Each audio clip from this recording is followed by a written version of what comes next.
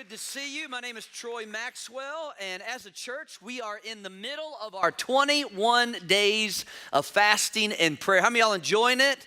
If you raised your hand, there's something wrong with you. No, I started at the beginning of the year with some changes with my eating, and I know that many of you are fasting food and you're fasting social media. Come on, somebody.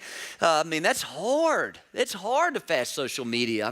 Selfies just need to happen on a regular basis, right, ladies? Because I know it's you. The men don't take selfies. Some of you men do. Yep, you do. Showing your outfits out. But I'd encourage you to participate with us over these next 21 days, and I know God's going to meet you in a real powerful way. You know, one of the things I've learned a lot about fasting is many times you fast, you're focused on the fast, you don't realize what God's doing until after it's over with.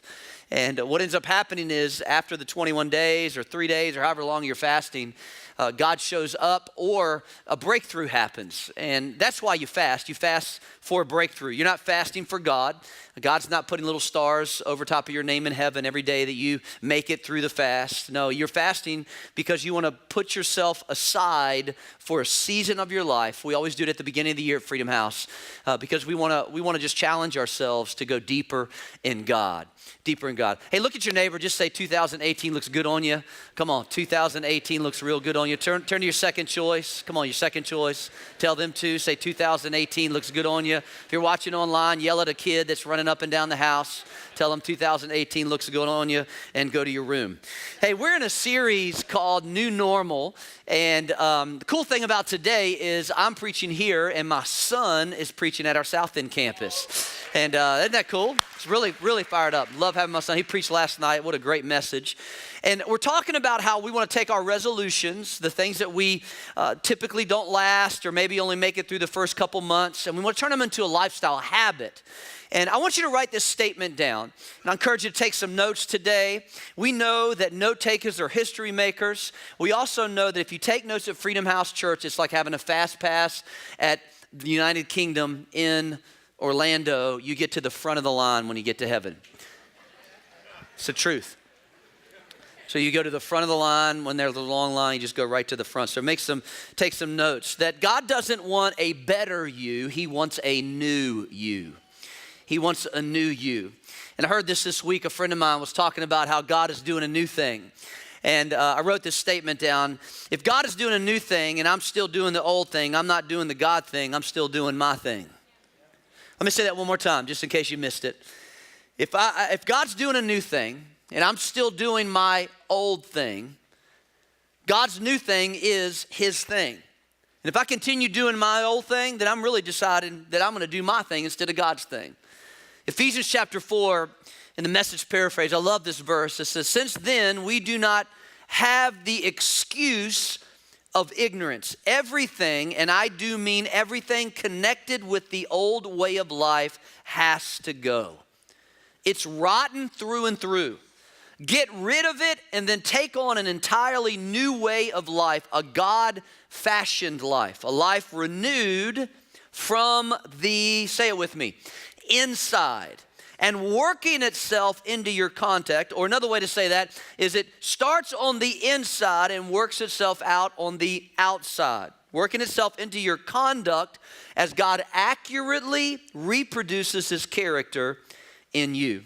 All new things, every new normal that we want to step into requires an internal change. If we want to change our behavior, it comes from a belief change. Now, for most of us, we think it's the other way around. We think if I change my behavior, then I'm going to change my belief. It doesn't work like that.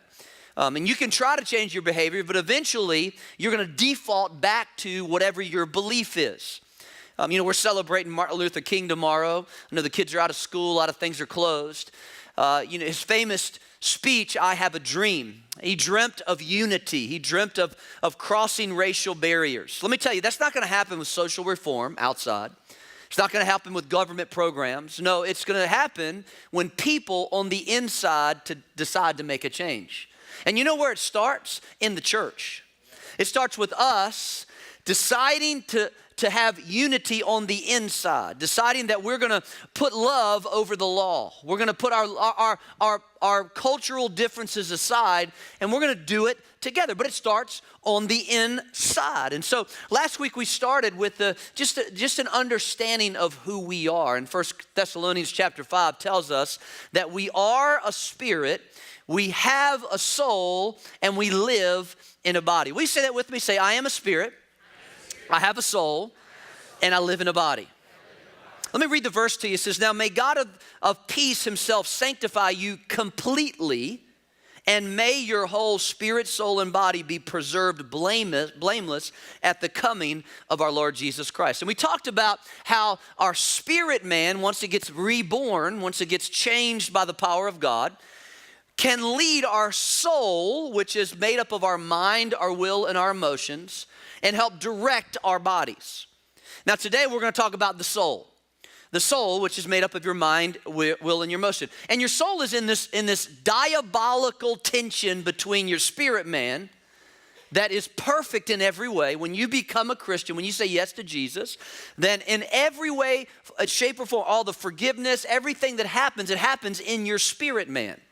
You're perfect in your spirit man. Your hair is perfect in your spirit man. Your shoes match your purse in your spirit man. You look good. You can eat anything you want spiritually. And you look good. Now we know over here in our body, we get saved, right? We get saved over here. We're like, yes, I'm a new person. We look in the mirror. I don't look new. You can confess everything you want about losing LBs. It ain't going to happen. Until you change what's going on in your soul, which is made up of your mind, your will, and your emotions. And your soul gravitates back and forth. If you're born again, it pulls towards your spirit. If you're spiritually minded, if you're going in the direction of what God says, or if you tend towards the body, which the Bible calls the flesh, which we'll talk about next week, basically what ends up happening as a soul is the decision center. The soul is where you process the voice of God. The soul, your mind, your will, and your emotions, that's where you decide, am I gonna obey that or not? The soul is where your belief system is. You say, well, hold on, that's my spirit. No, your spirit is perfect. Your spirit is right with God. But your soul is being saved. It's constantly being saved. And so the soul is where you process the voice of God. Should I do this? Should I follow him? Should I really listen to Pastor Troy today? Is this really something that I need to hear? What am I going to have for lunch? And so you can easily get distracted. Come on, somebody. Look at that girl over there. She's cute. Does she have a ring on her face? You just kind of get distracted. Easy. That's what happens to the soul. The soul is where we handle relationships and the consequences of those relationships. The soul is where we consider, well, we were put up with this any longer. The soul is where we spend most of our life. It's where we have our emotions and our feelings. And our emotions or feelings are not bad, but we're not supposed to live by them. We're not supposed to be directed by them. We're supposed to be directed by our spirit. And so 2 Corinthians 7:1, Paul makes this statement. He says, all these promises are made to us, my dear friends. So then, let us purify ourselves from everything that makes our body or soul unclean. And let us be completely holy by living in awe of God. I want to talk about detoxing your soul. Detoxing your soul. Because much of the problems that we deal with, the troubles that we can put our fingers on right now, we may not realize are really a soul issue. A soul issue. When I was about 6 or 7 years old, my best friend was a guy by the name of Chris Nicholson. We were buddies, man. We were tight. We hung out all the time. And 6 or 7 years old, Chris got sick and he got the mumps. Now, you may not know what the mumps are, but if you're over the age of like 36 or 37, you probably heard of it. People don't get the mumps anymore. I think they get vaccines for it. But in essence, when you get the mumps, you're not really sick. You kind of get bloated a little bit and you have a fever. But the greatest thing for a 6 or 7 year old when you get the mumps is you don't have to go to school. It's awesome.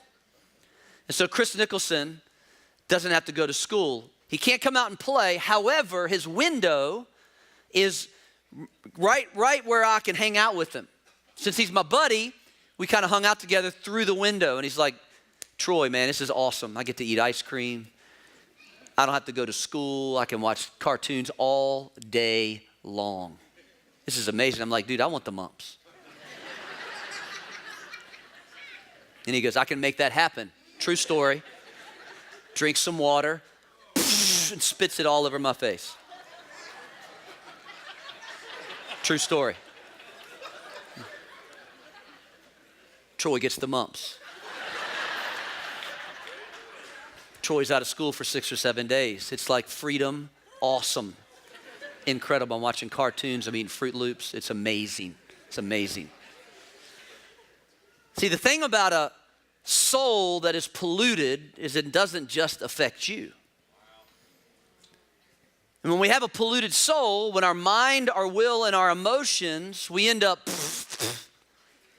spitting. We don't even realize it. We're spitting stuff all over people. We don't realize that we got all kinds of stuff happening. Our environment, our emotions, our experiences, everything shape our soul. And when it is messed up, we may be able to put our finger on the trouble that we're dealing with, but we have no idea that we are toxic in our soul. So today, what I want to do is I want to spend some time talking about the different toxins that we have in our soul, and then how to get it out of us. Because not only do we have these toxins, we got to recognize what those toxins are, but we got to make sure we know how to deal with them. And then whenever you have toxic stuff, you can't touch it. Now, David said this in Psalms chapter 42, verse 5. Follow me. He said this. He said, "Oh, my soul, why are you down in the dumps? Why are you down in the dumps, dear soul?" Now, what I love about David is David had the capacity and the spiritual maturity to be self-aware, to know what I'm dealing with here is really a soul issue. This is not necessarily my relationship with God or even my relationship with the other people that are around me, but this is a soul thing. This has to do with the way I'm thinking, the way that I'm processing my actions, and also how I'm feeling about this thing. And he speaks to his soul. You know things aren't going good when you start talking to your soul. When you start telling your soul stuff, you know things are not going on. And so for some of us, maybe we're in this position that out here, what's happening in the world is just not good. It just transferred. We thought 2017 was over with, but we brought some of it back over into 2018. And it's kind of funky in our relationships and in our job and all these different areas. And we've got to identify the toxins. Now, I made a list. By the way, when I started thinking about this, I made a list. And that list was long, y'all. I mean, it was like 20 different toxins. We're not going to go over 20. I just said, God, I need you to tell me the 3 or 4 that are the most pertinent to where people are sitting today. So I want to give you 4 different toxins that I believe we need to get rid of. Here's the first one, if you're taking notes. And the first one is unforgiveness. Now, this is a big one. This is a big one. Some of us, we deal with this. You're watching online. Some of you, you're dealing with unforgiveness. Now, what is unforgiveness? Unforgiveness, great way to explain it. I heard somebody say this recently. They said unforgiveness is like setting yourself on fire and hoping somebody else dies of smoke inhalation. You got that picture in your head? Because that's exactly what unforgiveness is. We are holding somebody captive or what they did in our hearts. They probably forgot about it, could care less about you, have forgot about you long ago. Some of them you're holding unforgiveness to are dead. Let me tell you, they're not thinking about you. But you know what? You're carrying them along with you everywhere you go. And let me tell you, unforgiveness will turn into bitterness. Mark my words, if you don't deal with this toxin, this pollution in your soul, it will become bitter. You can be married to somebody and be bitter towards them because of something. If you, married couples, if you do not deal with the conflict, and men, let me just tell you right now, you better deal with that conflict because it will chase you into every room of your house. It will call you. It will text you. It will show up on your Facebook page. It will remind you. Ladies, you know what I'm talking about? Nothing. There's nothing wrong. Liar. You lie. I've been married for a long time. I know. What's wrong, honey? Nothing. Lying. You are lying. I don't care how spiritual, holy you are, woman. You are lying.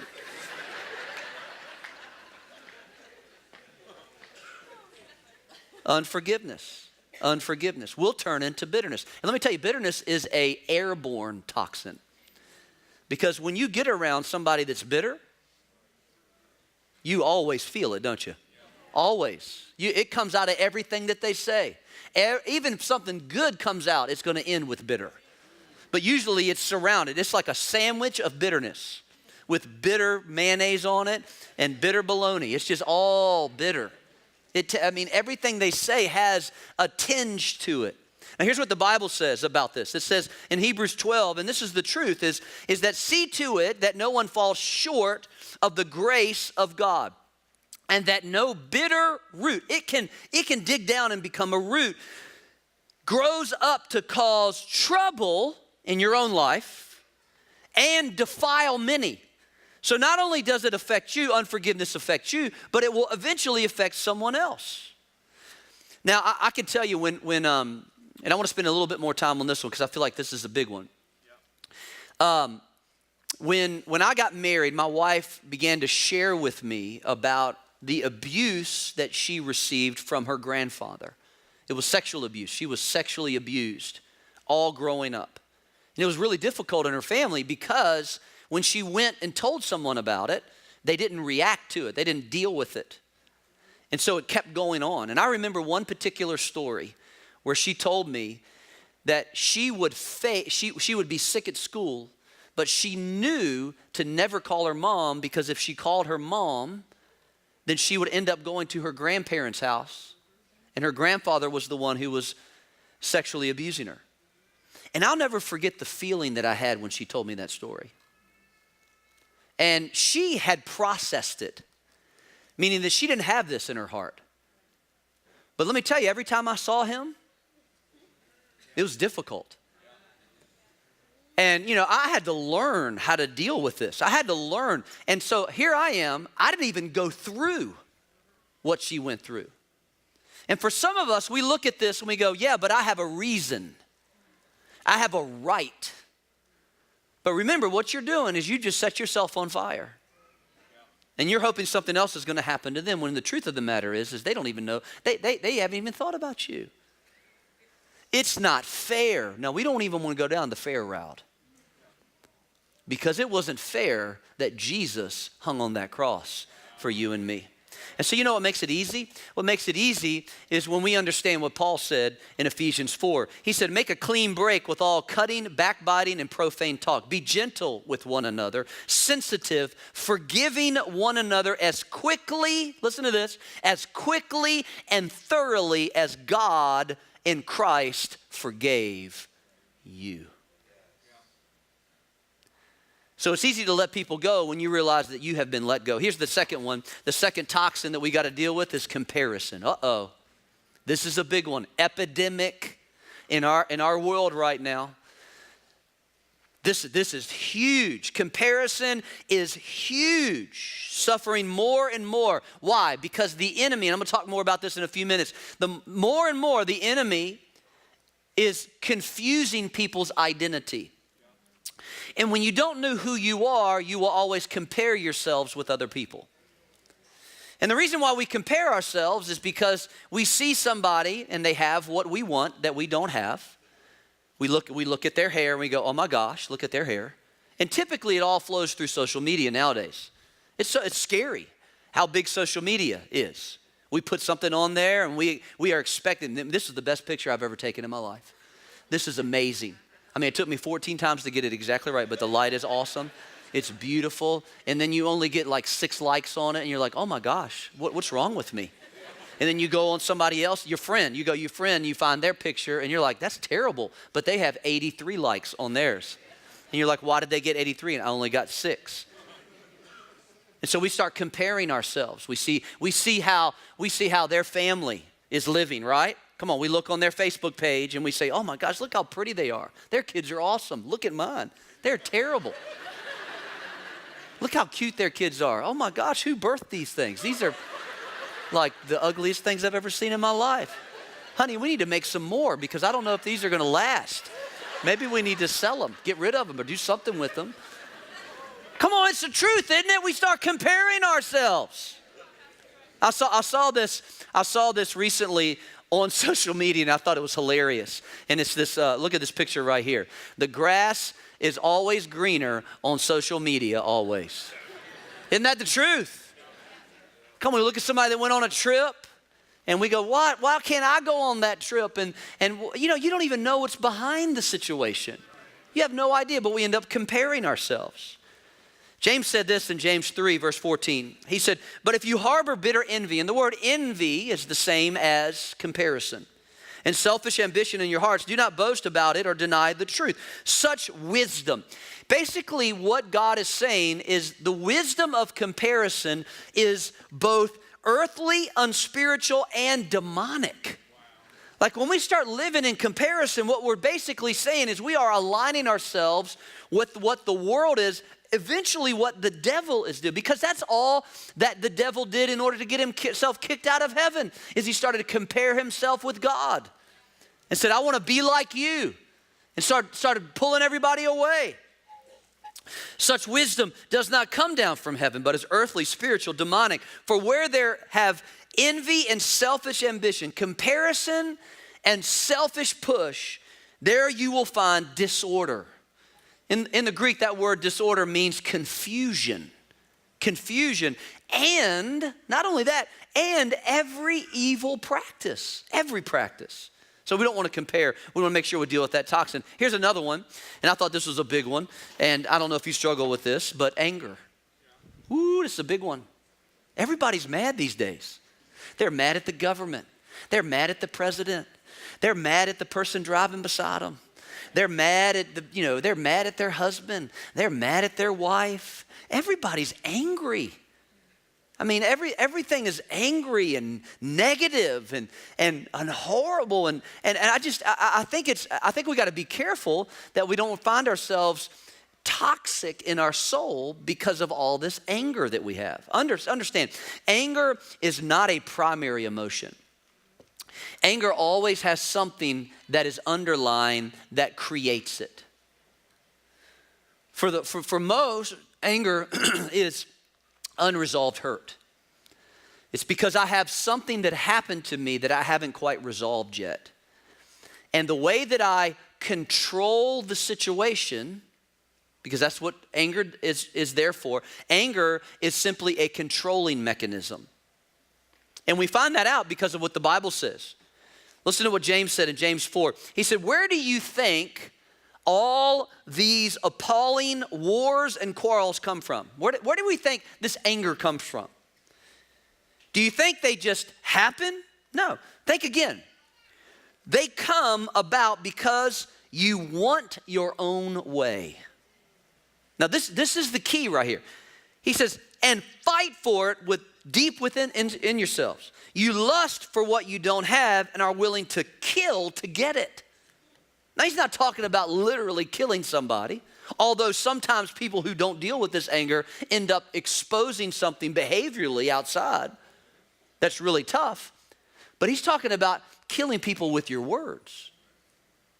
I mean, we can get so mad about the silliest things. We get mad because somebody wants to get in front of us on the highway. I mean, who really cares? It's just one car, guys. It's just one car. And next thing you know, you're cussing at them. Come on, in Christian.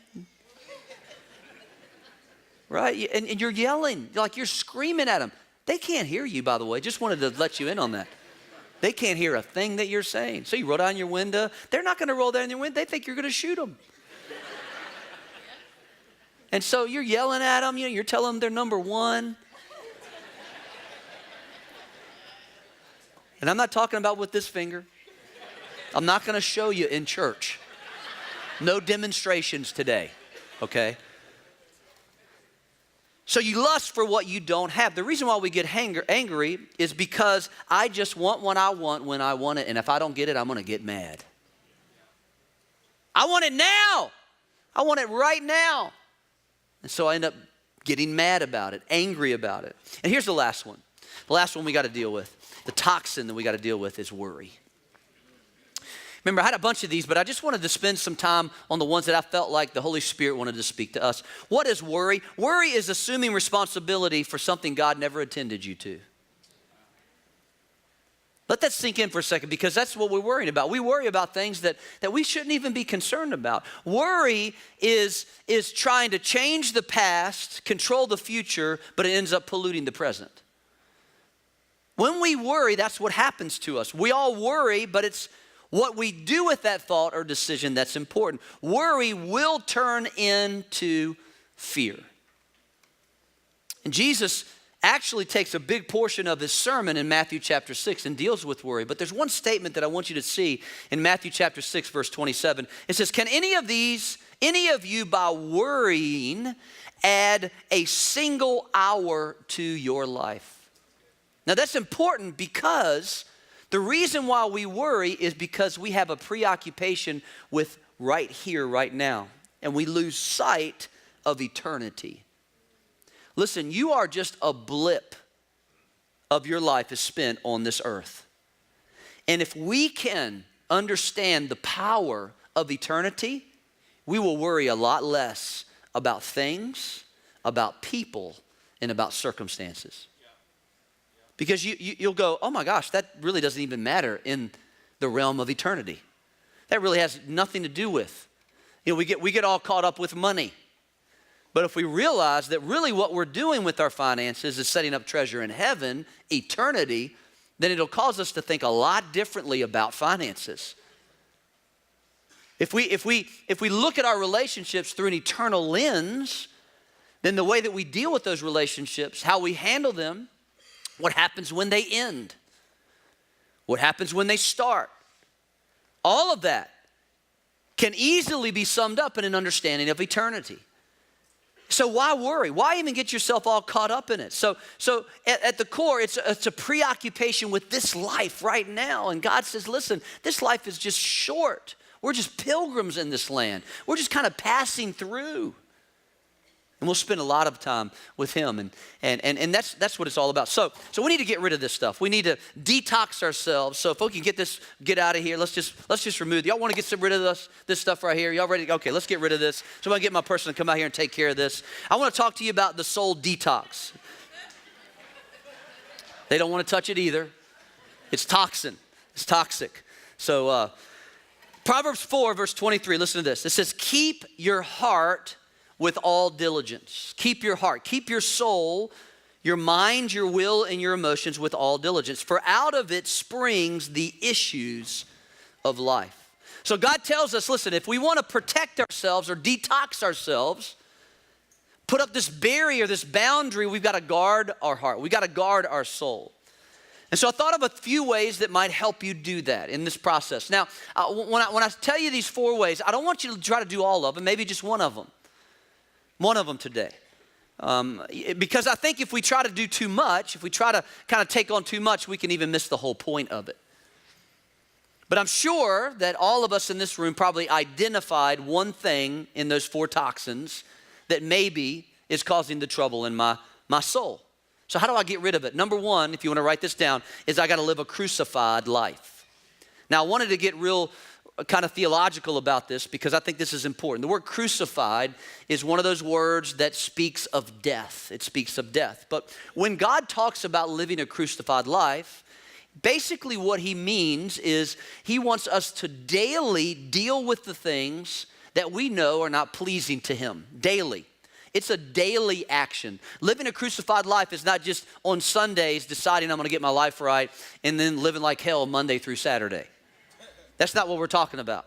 I'm talking about a daily decision to kill the thing in your life, unforgiveness, anger, worry, to deal with it. We know that it doesn't line itself up with God, and so we're going to crucify that part of my life. Galatians 2:20 says, I have been crucified with Christ.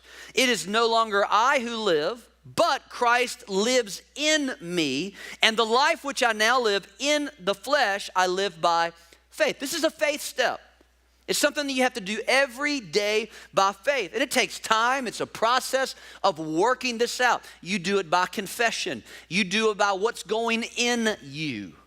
You can't expect a better life if you're not putting better in you. You can't, there's no way you can expect something like that. And so if you want God to move in you and deal with those toxins, then you got to put God in you. Bible reading, spending time in the Word, spending time in prayer. I have confessions that I make over myself. And it's not confessions of what I don't want to do. It's confessions of who I am in Christ. And if you can crowd out the don'ts and put a lot more do's in there, righteous living, then when it's happening, it really becomes an easy part of your lifestyle. And you know, it's kind of funny. It's kind of funny. Dead people don't get angry. Right? I mean, just don't try it, but just think about it.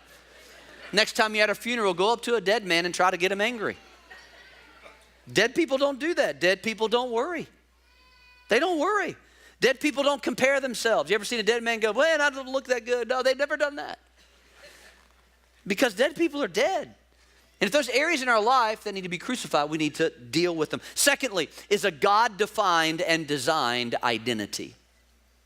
And this is really important because this deals with comparison, this deals with worry, this deals with many of those issues.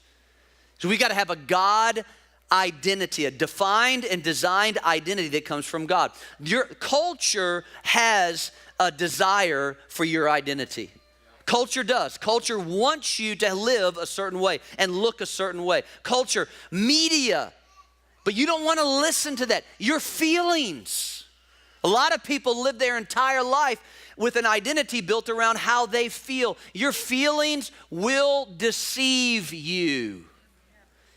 We are not meant to get our identity from our feelings. I know that's a big deal right now, and it's cross-cultural, but you cannot identify your life with your feelings, The Bible says in Galatians chapter 6, verse 4, it says, make careful exploration of who you are and the work you have been given.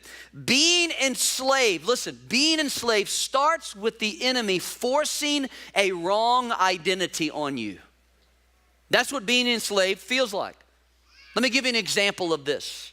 In the book of Daniel, chapter 1, when the Israelites are enslaved in Babylonia.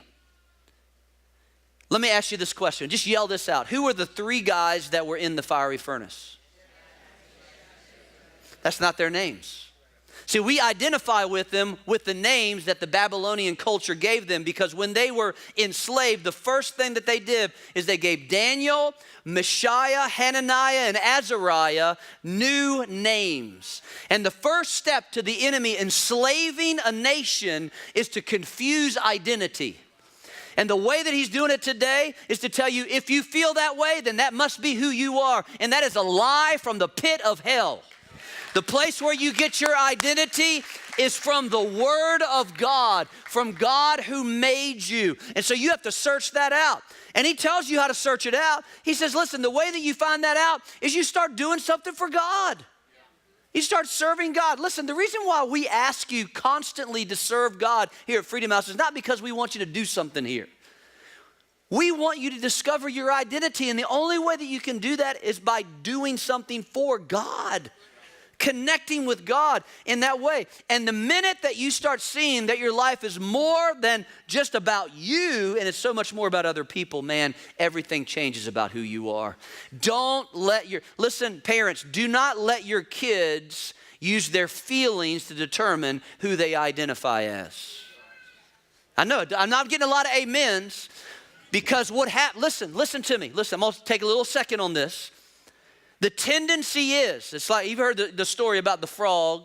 You put them in water and then you turn it on and it starts boiling. Over time, the frog ends up boiling in the water. It'll never jump out. If we're not careful, listen, if we are not careful and we don't push against this culture, we will end up burning up in a boiling pot of water, because we're sitting and compromising our standards for the sake of what the culture wants us to think and believe. And you as a Christian have to stand up and go, my feelings, your feelings are not going to determine, because we all have different experiences and different encounters, especially when it comes to sexual things. And just because you felt something doesn't mean that is who you are. God did not create you like that. And so we got to deal with that from parents, and we got to deal with that in the church. And that's why we're going to hit it head on at Freedom House Church. Going to hit it head on and deal with it. Amen? Right relationships. Number 3, right relationships. It's hard to have the right relationships if you don't know the real you. Really difficult. If you're having a tough time with your identity, it's very difficult many times to have a strong relationships. We tend to isolate ourselves. So important to surround yourself with the right people. I know we talk about this a lot. That's why we launched life groups. And listen, life groups are not so much. I know sometimes we look at all the groups, well, I don't like that one, and I don't like that one, and I don't like what they're studying. That's not what it's about. Life groups are not about what they're studying or what they're doing, because you can go read that book all by yourself. You can go do that mountain climbing thing all by yourself. Go ride your motorcycle by yourself. That's not what it's about. The reason why we do it intentionally like this is because we want you to find maybe one thing that you like, but more than that, you might meet someone who you can do life with. And you need someone in your life that you can pray with. Somebody that's been through your stuff. And let me tell you something right now. Let me tell you. You will, I promise you, you will, whatever life group God leads you to, and every person in this church should be a part of a life group. When you connect with a life group, what will happen? You will find somebody that's going through the same stuff you are. And they will help you walk it out. Because you need somebody like that. See, I've said this before. People are like elevators. They either take you up or take you down. I love what Proverbs 13, verse 20 says. It says, become wise by walking with the wise. Hang out with fools and watch your life fall to pieces. Maybe some of you need to fast a fool. Come on, somebody. Come on, look at your neighbor and say, maybe you need to fast a fool. Maybe you need to fast a fool. Now, don't be going home to your husband or your wife and going, Pastor Troy told me I need to fast you. No, that's not what I'm talking about. I'm talking about the knuckleheads that are taking you in the wrong direction, especially you young people here.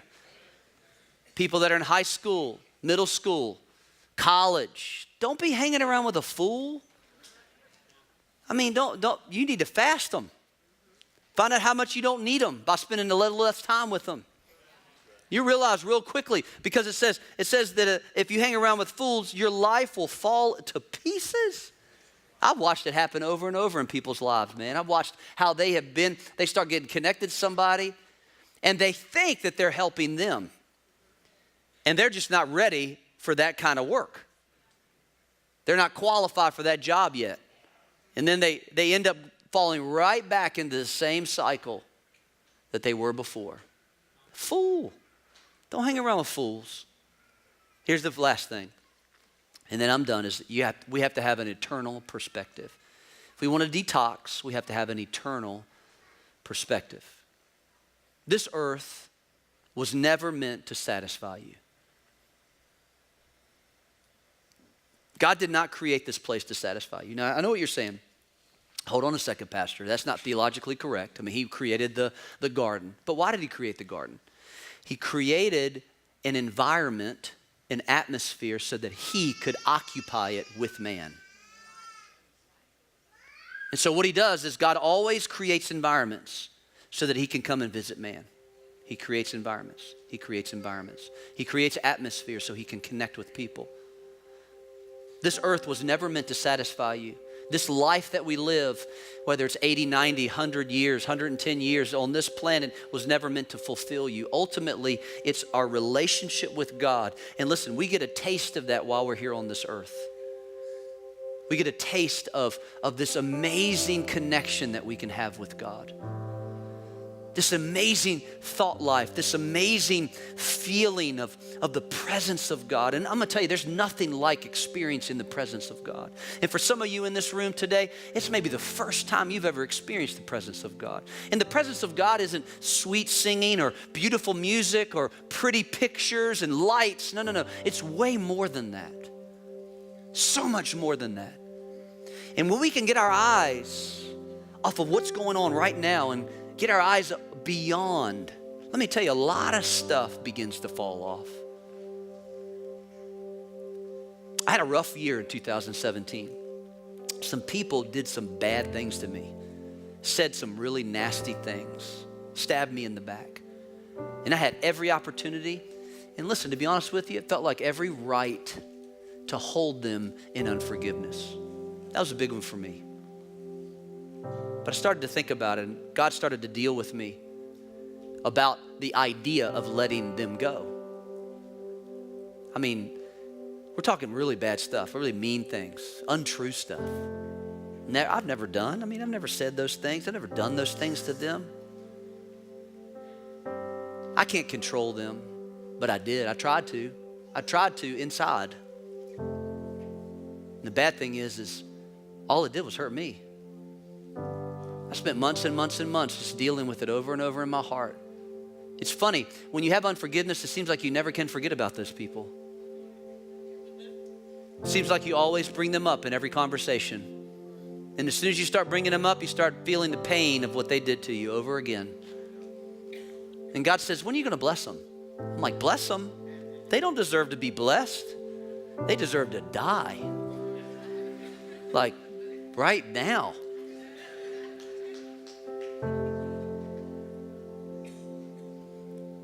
And I started to think eternally, is this really that important in light of what your job is here on this planet? Are you going to hold yourself at bay for the sake of a couple people who made some dumb comments about you? Or are you going to look at the eternal value of letting them go and realizing that, hey, you're going to spend eternity with them in heaven. This is not a heaven and hell issue. When are you going to release them? And I started to bless them every day. Every time I thought about them, I started to bless them. And I don't think about them anymore. I don't think about them anymore. It's not, hey, listen. And you know what's happened? It's funny because when you start doing that, immediately all of that turns over into a whole different decision. Instead of wanting them to die, you start loving them and hoping that they will recognize some things. And it doesn't mean that you're right. You know what I'm saying? It's not about being right or wrong. It's about loving somebody. So I want you to stand with me today. I hope this helps you. First step is recognizing that you can have right relationship with God. I want to speak to two people today, even if you're watching online. Speak to two people today. If you're here in this room and you say, I've never made a decision to be a follower of Jesus Christ. Maybe you're new to Christianity, new to church, new to watching. You never experienced anything like this. You have a Father in heaven who loves you. You may not know that, but He's never missed your soccer games. He's always been there for you. He's always been right there by your side when you were going through your deepest, darkest pain. When you were crying and nobody knew about it, He was sitting right in the bed next to you. When you couldn't sleep and you woke up in the middle of the night and you were upset at what you did because you knew it was the wrong thing to do, but you didn't know exactly how to process that. Guess who was there? Jesus. Jesus was there. He's been pursuing you your entire life. He's been waiting for this moment right now. And the Bible tells us that He knocks on the door of our heart. But He's not going to open the door. You have to open it. You say, but I don't know what all that means. That really doesn't matter. He wants to be your friend. He wants to connect with you at a deeper level. Or maybe you're the second person and you knew God at some point in your life and you fell away. Maybe you got messed up in church. I'm so sorry. Maybe a leader or a pastor did something that was horrible. Maybe you're sitting in the back somewhere and you're trying to hide because you don't really want anybody to know. You don't really want to, you're a little afraid. Last time I got involved in a church, man, all I got was hurt and pain. I'm so sorry that you went through that. And I can't promise you that it won't happen again. But I do know a God who loves you in spite of what you're dealing with, and He wants to give you peace and beauty for ashes. And you do not have to live another day in the hurt of what you went through. But you can accept Jesus in a new way and lay aside religion and pick up a relationship with Almighty God. And I promise you, He'll change your life forever. So I want you to bow your head and close your eyes. If you're watching online, this is your moment right now. There's a little hand on that page. If you could just click that hand if you say, that's me. If you're here in this room and you say, I do want to start a new relationship with God. I want to restart, recommit my life to God. I'm going to count to 3. I just want you to raise your hand just so I can see it. I want to pray for you. Nobody's looking around. Just between you and God right now. Ready? 1, 2, 3. Just say, that's me. If you raise your hand, if it says, that's me. Hands all over. Thank you, thank you, thank you, thank you, thank you. Awesome, awesome, awesome. I see hands all over the room, men and women. So awesome, so awesome. If you raised your hand, you wanted to raise your hand, and if you watched online and you clicked that hand, I want you to pray this prayer with me. Join with us. Family, church family, let's all join this prayer together. Let's say this all together. Say, Heavenly Father, I believe that Jesus died for me. I believe that His blood washes me clean of all my mistakes and all my sins. I believe that Jesus was raised from the dead so I could have a new life. I start it right now in Jesus' name. Old things are gone. Change me, God. Make me new. Amen.